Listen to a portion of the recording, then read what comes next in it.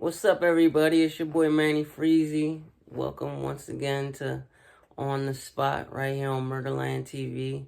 I got my girl Lauren with me tonight. I want to talk about a few things. First, we're going to start with Friday night. We went to the movies and we saw Creed 3, which came out on Friday. I wanted to do a video when we got back from the movies on Friday, but I didn't want to spoil it for some people who hadn't seen it yet. But I guess it's Tuesday now, almost Wednesday, so I guess a lot of people have already seen it. So the movie was really, really good. It was Michael B. Jordan's first time directing. And if you've seen the other two Creeds, like, you definitely would want to go see this one because you know you're following the storyline. But I was definitely impressed with it. He definitely surpassed my expectations. What I liked most about the movie was the cinematography, the way that they use like the camera and different angles, and like a lot of the editing they did. It was really good. The acting was good as well. The storyline was good. It just all around, it was a really good movie. I'm gonna give it a 5 out of 5 because, like, nowadays I feel like it's hard for people to come up with like original storylines in movies. You don't really see too much originality. Everything is the same pretty much. So yeah, I'm gonna give it a 5 out of 5. What'd you think? I'm gonna give it a 4 out of 5, only because the only thing I didn't like was how some of the graphics look like, what do you call it? Like a video game. Okay. Like different parts of the movie, like when they were twisting and moving in the boxing ring. Yeah. It kind of looked like... So, in the movie, they definitely used a lot of CGI. If y'all don't know what CGI is, basically like, they use like computer graphics to edit. I was tripping. Yeah, they use like computer graphics to edit. But I had seen one of the interviews that Michael B. Jordan did, and he said that he definitely was inspired by like a lot of anime, Japanese anime, when he was directing the movie. And like, for the people out there that know about Japanese anime, it's mostly like cartoons that are like fighting cartoons, like Dragon Ball Z or Yu-Gi-Oh, stuff like that.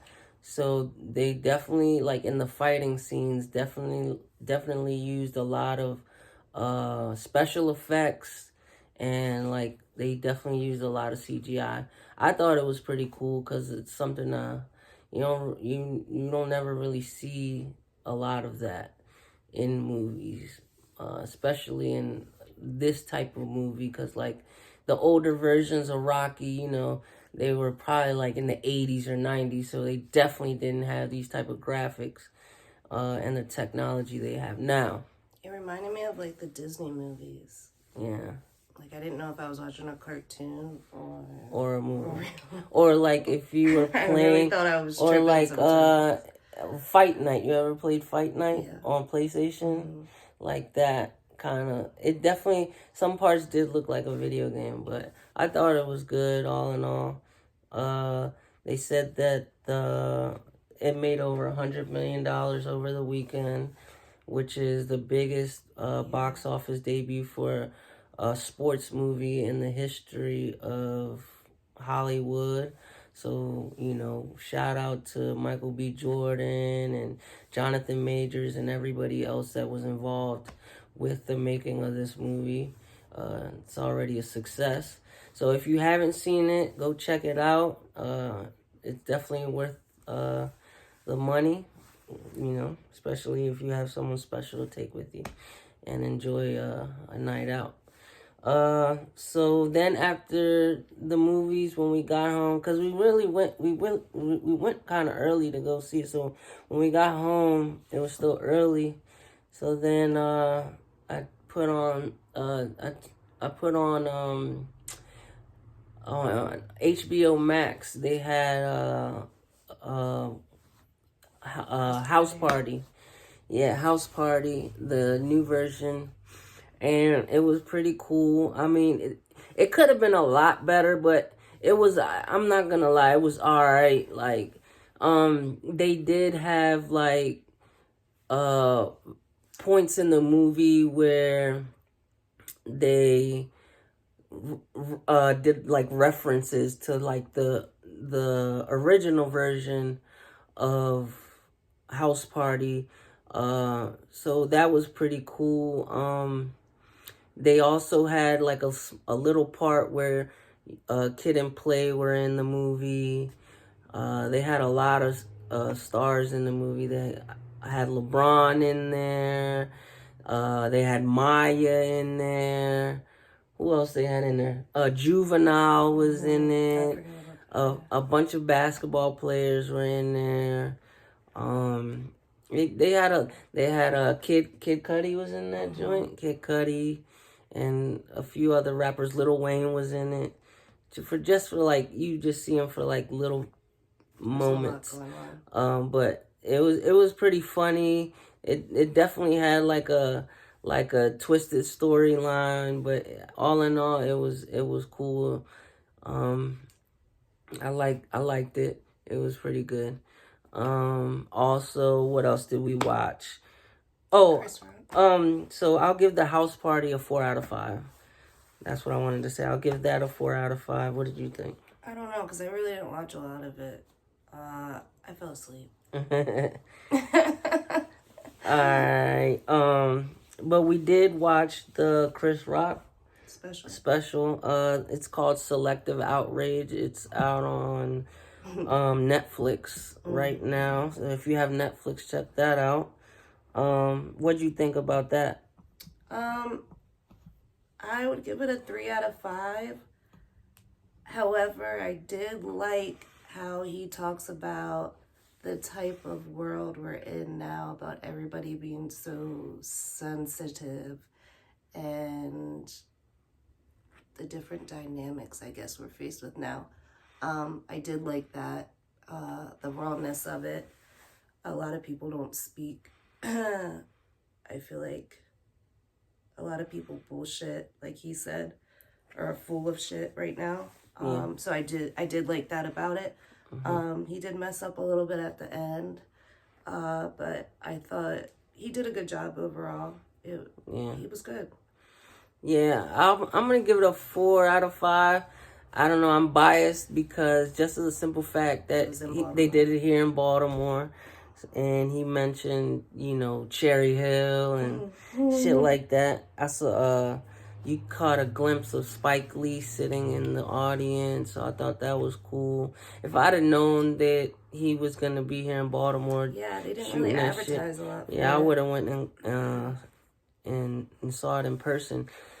But yeah, I think it was cool. He was definitely talking about, how sensitive people are nowadays and how you can't really say what you feel because you might hurt someone's feelings. But at the same time, like, people are selective about, how they feel about certain shit when it's convenient to them. Yeah.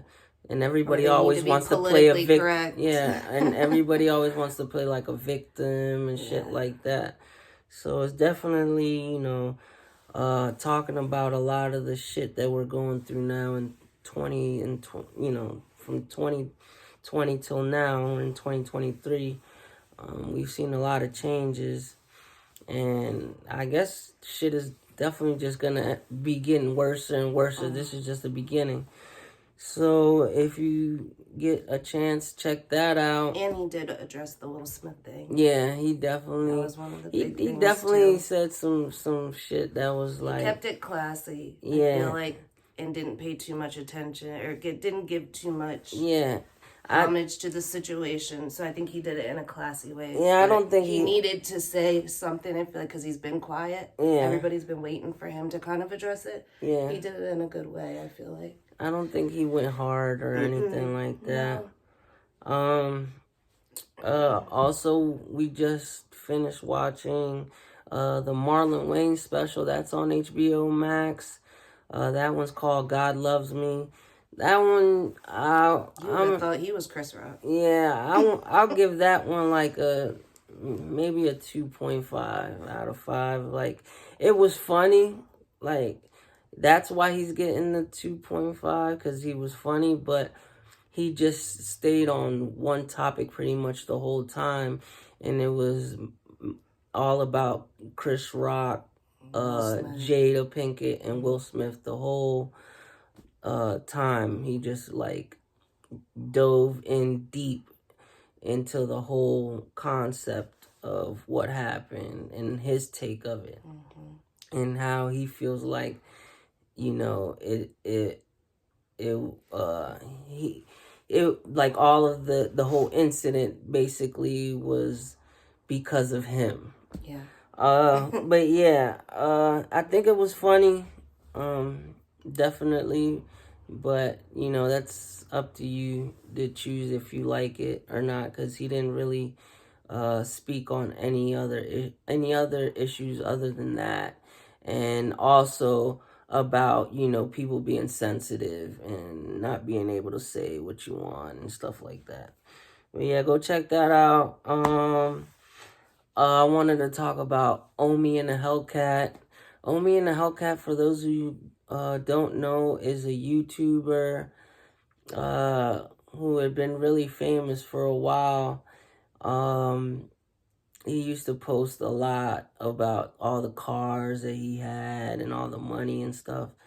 And basically he got caught up in a federal indictment for stealing cable, I guess. And he had a whole like service that he had to give people like cable service and different channels, movies. And yeah, like pay-per-view movies, everything for like real cheap. And he made like how many $1 million? Oh my gosh. Like 37 million. Over 30. Yeah.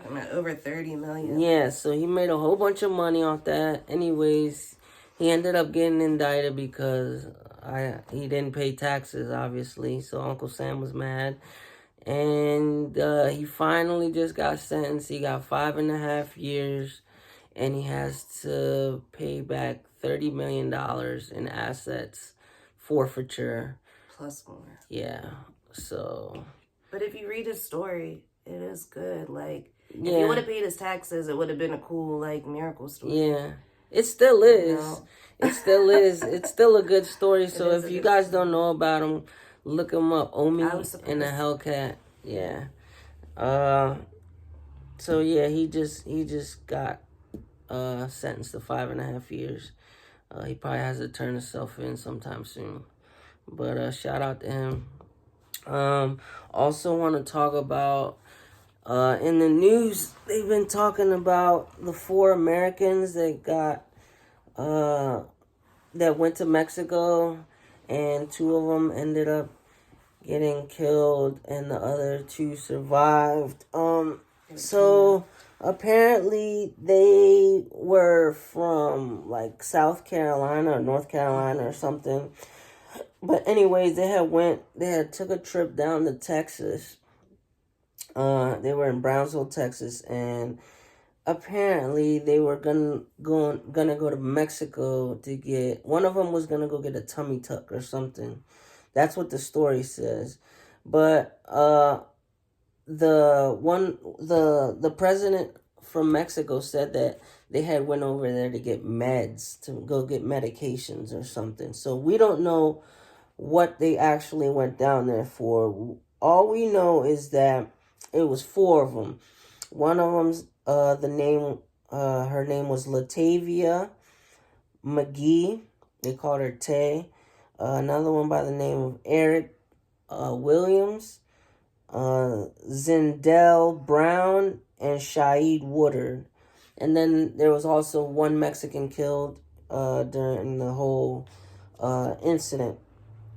They have they have a video, like I'm pretty sure if you go online you can find a video clip of like a small part of the video clip of what happened in the incident, and you could see they were in like a white van, and bullet holes and stuff in the van, and like these other Mexican guys were in like a pickup truck, and they made like the one girl get on the back of the pickup truck, and they were like dragging the other 2 bodies. But according to the Mexican feds and U.S. officials, they escorted the 2 survivors to an international bridge at the U.S.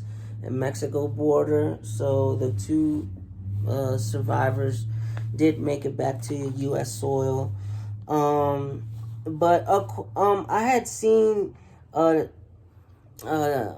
had looked at this article, and it said that back in 2014 there were 3 U.S. siblings. They disappeared near that same area. It's called Matamoros, and in October 2014 they had disappeared and were later found shot and burned. They had disappeared 2 weeks earlier while visiting their fathers in Mexico. They were abducted by men dressed in police uniforms, identifying themselves as Hercules, which was a tactical security unit. But anyways,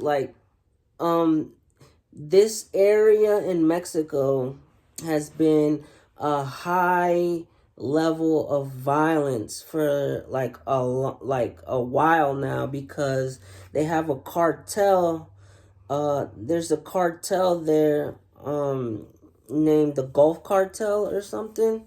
And so according to the State Department, that's a level 4 do not travel place, according to their travel advisory system. So I guess the State Department has like a system where they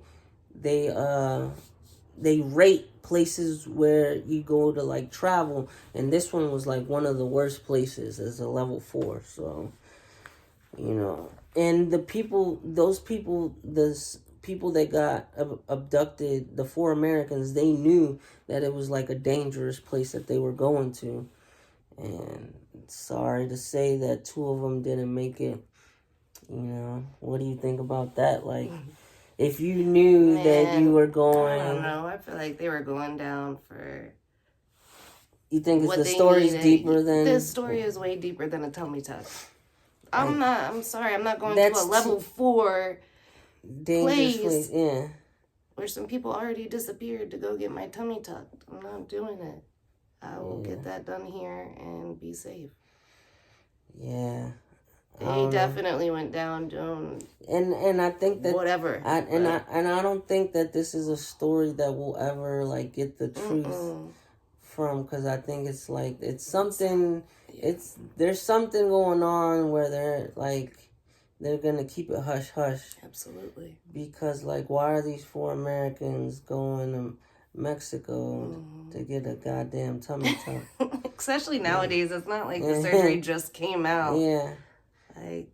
All this technology here, you're going to a level 4 danger zone. Get a tummy tuck. I'm not driving there. And they that's no tourist spot. Yeah, exactly. No.